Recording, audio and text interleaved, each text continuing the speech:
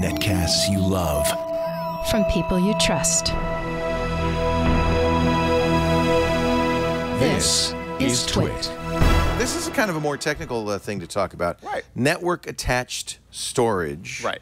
The idea being that you have, it's really a computer without a keyboard, mouse, or monitor. You attach it to your network, and you use it for all of the computers on your network to back up, to store media files. I'd never heard of this company. Is it Thecus? Thecus is actually pretty popular in the NAS space. Okay. This is sort of a NAS that you would use in the house. It's a 2-bay. A lot of these have multiple drives. You could also buy less expensive home versions that don't have 2 bays, but this one does, which is kind of nice. You get two things you get with multi-bay, multi-drive NAS storage. Of course, is capacity, but also redundancy. So you're a little reliable. With only 2 drives, you have to choose, don't you, between redundancy and capacity? Absolutely. So this has 3 RAID options. You can do either RAID 0, which means that it's keeping them copied over RAID 1, which is striped, so it's better performance.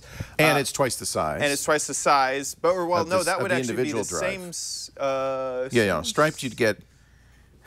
Yeah, you would get twice the size, but so you get half the reliability, because if one drive dies, you you lose all. They call that scary. I think that's RAID 0. RAID 1 then is mirrored, which means each drive has exactly the same contents.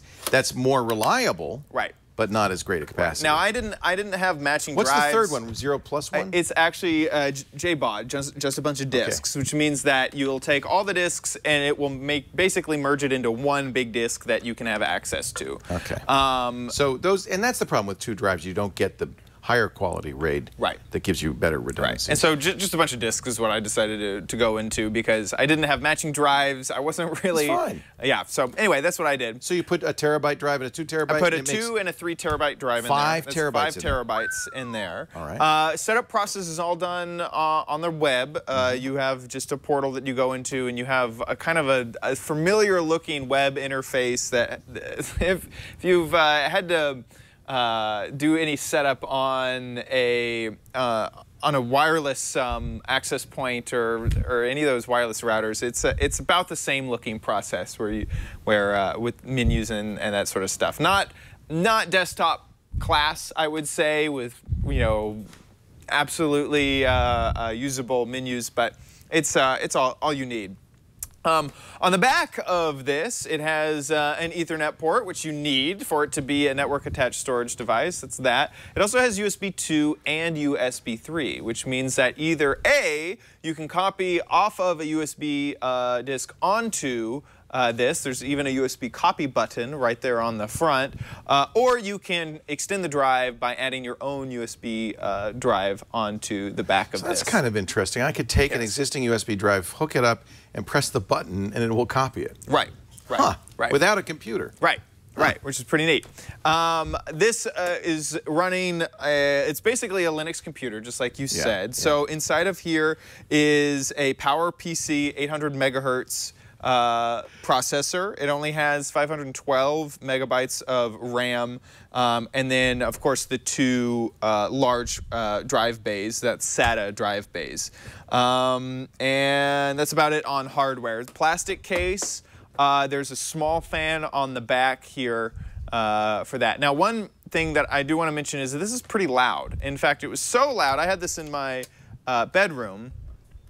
It's so loud. How loud is it? I'm sorry, I missed my cue. Yeah, no problem. How loud is it? That I could not keep this going while asleep. The fan was so loud that I had to turn it off every night, which is really what you don't want to do with a NAS. You want to keep it on all the time so you can have your backups always running. So you need a closet for this, or a room that's away from where you sleep. Right, or if your router happens to be in the hallway or in the living room, that would make a lot of sense. My router happens to be in the bedroom, because that's where I'm going to lounge on my bed and type away on a laptop. Right. So that's kind of a disappointment. In terms of the software, it does do a lot of features. You can, of course, get it at a system log. You have notifications. You can change your your RAID partitioning. Of course, you're going to have to almost always delete the data that you have stored on the drives if you're going to change the RAID around.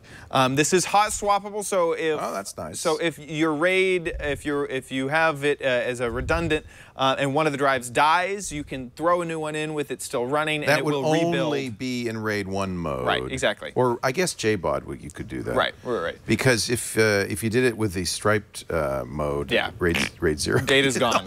Your data's gone at that point.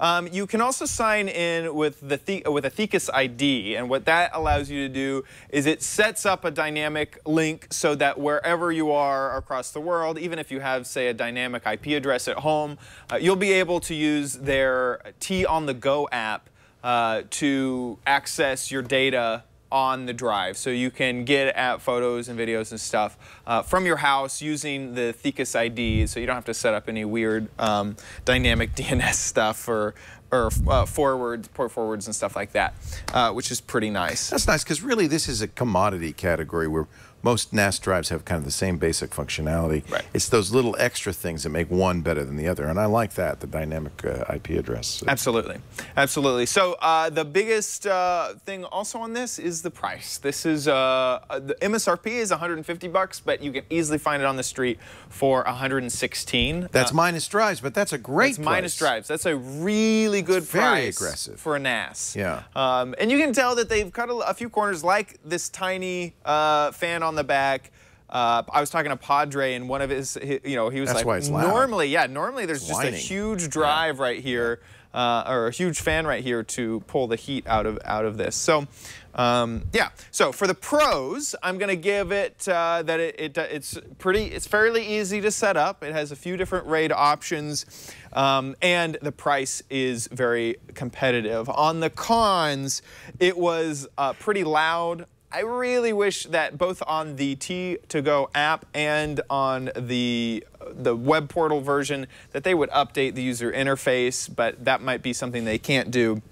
So bad user interface is also for the cons. So coming in at $150 MSRP, but easily found all over the internet for $116 for the Thecus. Oh, I don't even think I said the model number. This is the N2310 Thecus 2 drive NAS. I'm going to give this a buy. Oh, okay. Good. I liked it.